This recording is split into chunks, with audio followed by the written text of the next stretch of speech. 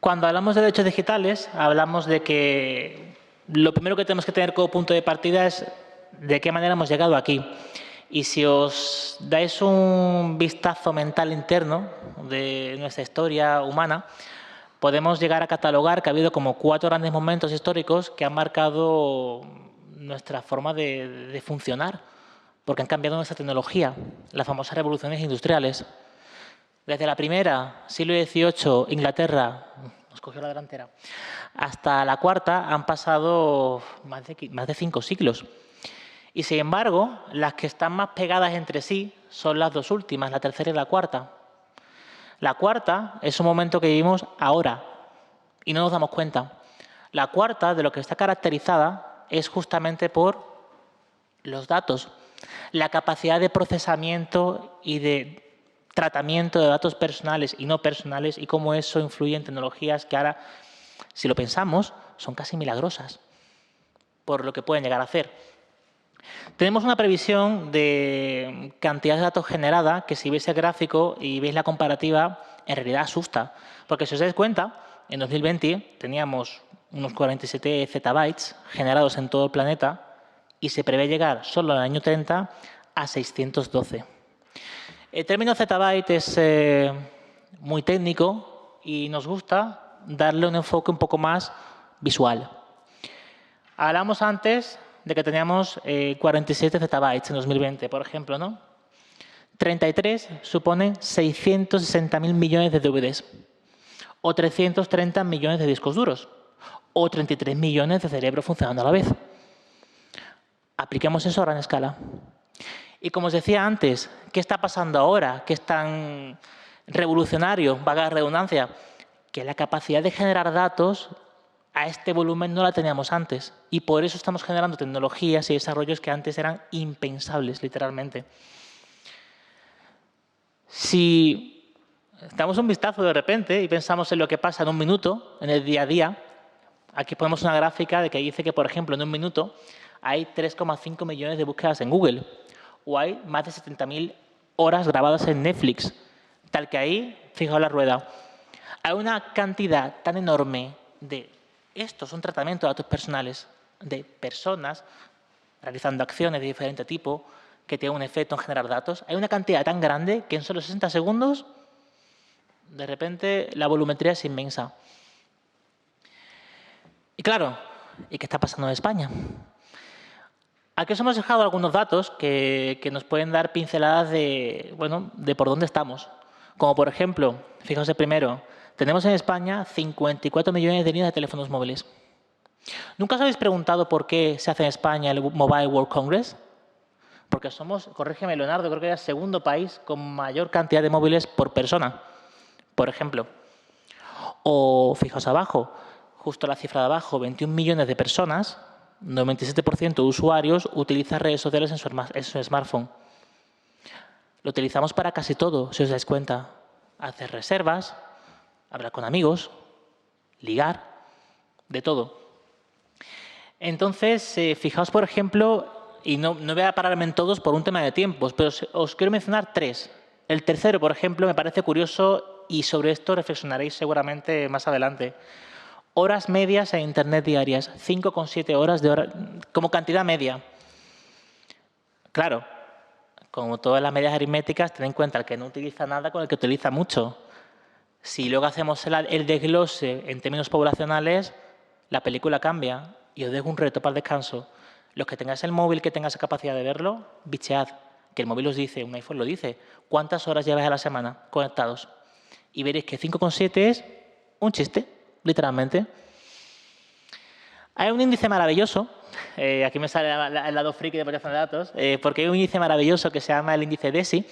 DESI viene del inglés Digital Economy Society Index. Básicamente es un índice que te agloba diferentes parámetros sobre cómo nuestra economía digital, que también cubre la sociedad digital, se desarrolla en cada país de la Unión Europea. Este índice DESI nos ha dado un pequeño correctivo, en realidad, nos ha bajado posiciones. Pero bueno, nos ha colocado en la posición 9 de todo el continente europeo. Y como posición 9 nos da algunas pistas sobre en qué puntos sería bastante necesario que mejoráramos. Uno de los puntos donde España tiene bastante que hacer, si os fijáis, bueno, en la pantalla es pequeña, perdonad, pero es justo el primer gráfico a la izquierda, extremo superior izquierda, que dice capital humano, puesto 12. Faltan competencias, falta formación, falta que la gente entienda y tenga las habilidades necesarias para utilizar estas herramientas. Porque contraponed ese dato con el dato de la esquina superior derecha. Conectividad. Somos el tercer país de todo el continente europeo en conectividad. Los medios lo tenemos. Lo que no tenemos es el capital humano para aprovechar esos medios. Por ejemplo. Pero es que cuando hablamos de integración de la tecnología digital, es decir, de qué manera estamos de verdad aprovechando esas herramientas que tenemos, que han comentado también Miguel y Leonardo, en nuestro día a día, tanto en términos de empresa como en términos de educación, que es una de las plataformas online, por ejemplo, para dar clase, ¿no? Cuando hablamos de integración digital, estamos en el puesto 16 de 27. Y me reitero, sí que tenemos los medios. Y por último, en servicios públicos digitales, ese último dato que os destaco, somos el país número 7 del continente europeo. He de decir que el año pasado éramos el segundo. Lo recuerdo bien de formaciones que hemos tenido que impartir. Hemos bajado un poco, pero sin embargo, cuando echas un vistazo a la Administración Electrónica Española y la comparas con otros grandes del del continente, como es Alemania, la verdad es que en la comparativa sale bastante bien posicionada España. Pero la reflexión es la de siempre. Los medios lo tenemos. ¿Estamos pensando bien cómo utilizarlos? ¿O estamos desarrollando estrategias que de verdad permiten implantarlo bien? Y esto nos lleva a los derechos digitales, que es lo que adelantaba incluso en la bienvenida. Cuando hablamos de derechos digitales, en realidad estamos hablando de los derechos humanos. Lo que estamos diciendo, o estamos intentando trasladar, es qué normas, qué pautas, qué límites también nos marcamos en el plano digital como ciudadanos. Y por eso aquí os hacemos ese pequeño quote de que el objetivo primordial de esos derechos es garantizar el acceso a esas tecnologías, ¿no? A Internet de calidad, seguro, evitando brecha digital, es decir, evitando la desigualdad y garantizando que sea un bien común. Conclusión, cosas que veis aquí en los principios y que leéis, por ejemplo, cuando os pongáis a leer la normativa, todo eso conecta con los derechos humanos. Cómo garantizar a todo el mundo un nivel de protección adecuado en el plano digital. Como apuntaba antes Miguel, se trata de que en el plano online tengamos la misma protección que en el plano offline. En el caso de España, hemos sido un país especialmente adelantado en lo que se refirió a pensar qué regulaciones nos dábamos en el plano digital.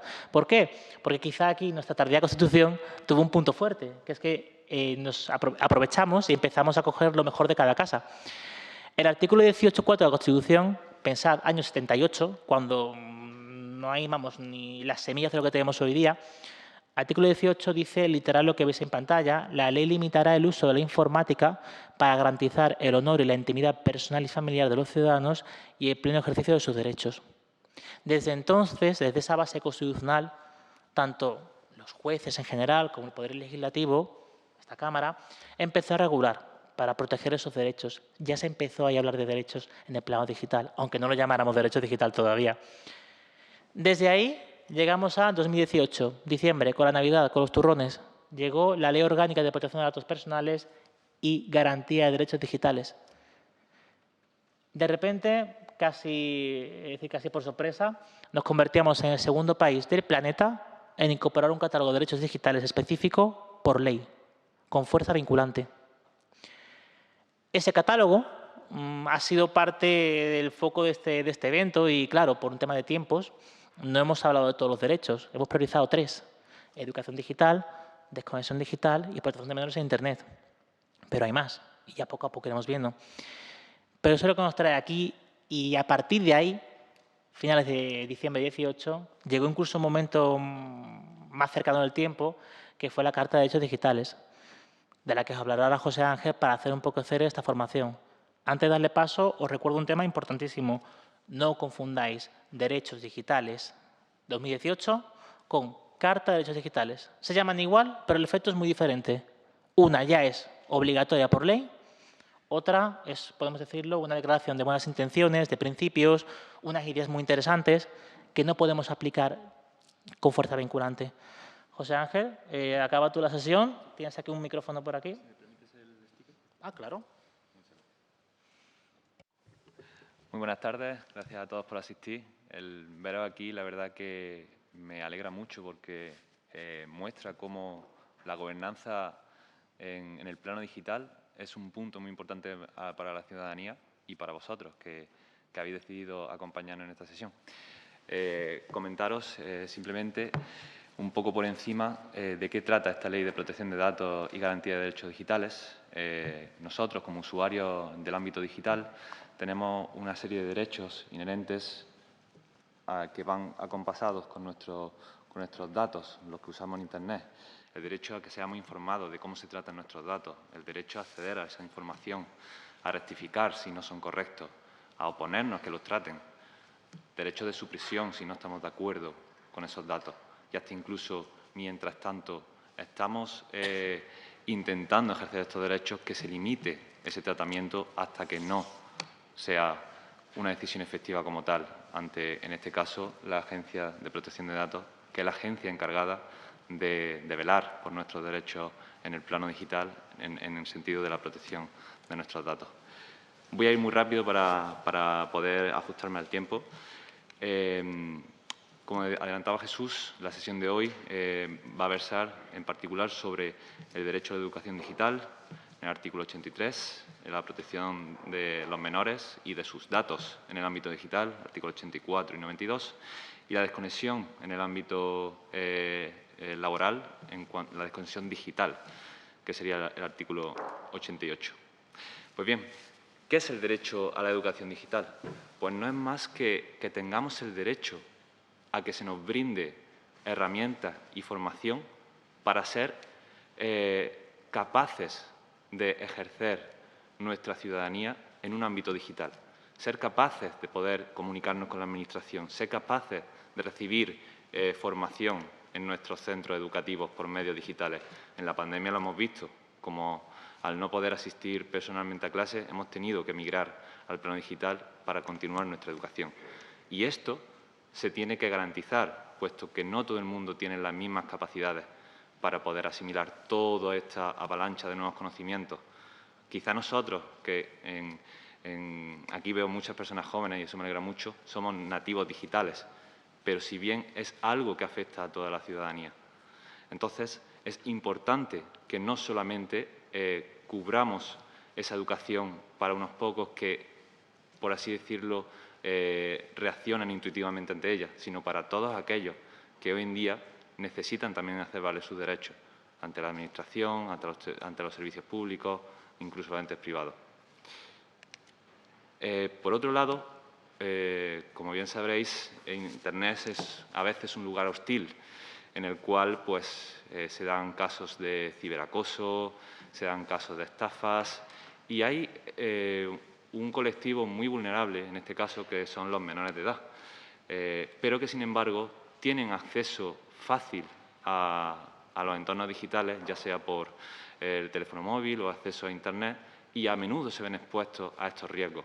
Entonces, es responsabilidad no solamente de los tutores, de los padres, de las madres, de los centros educativos, velar porque su desempeño en este ámbito digital, en este escenario digital, sea el más agradable posible, sino que también ellos mismos cuenten con las capacidades suficientes para comprender qué está ocurriendo alrededor suya, si, por ejemplo, alguien, un desconocido, intenta contactar con ellos, si es adecuado o no es adecuado, y poder prever esos riesgos y no actuar de manera post, sino ser proactivo ante ellos, prevenir ese tipo de riesgos.